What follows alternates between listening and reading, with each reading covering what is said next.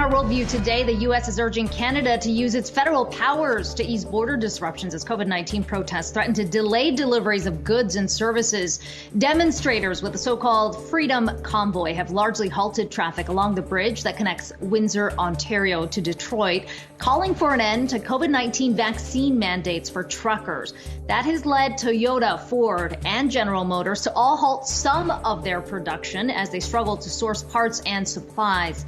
The Ambassador Bridge remains a critical economic pathway with 25% of all U.S.-Canada trade passing through there. The White House says Homeland Security Secretary Alejandro Mayorkas and Transportation Secretary Pete Buttigieg are working closely with their Canadian counterparts to ensure the flow of goods. In an update this morning, at least one lane of traffic along the bridge has now reopened.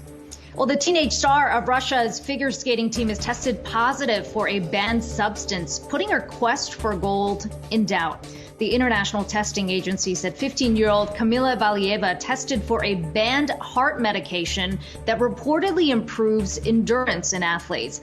Now, that has upended the women's skating competition, where Valieva is considered the favorite to win gold. The IOC has not given a timeline for its own investigation. Valieva was part of the Russian group that won a gold in figure skating's team event this week. The U.S. took the silver in that event.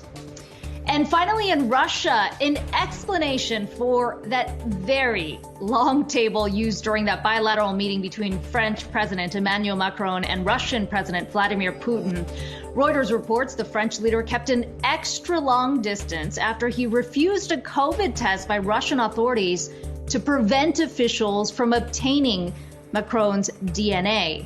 Sources tell Reuters Macron did take a French PCR test before leaving Paris and then took another antigen test conducted by his own doctor once he arrived in Russia.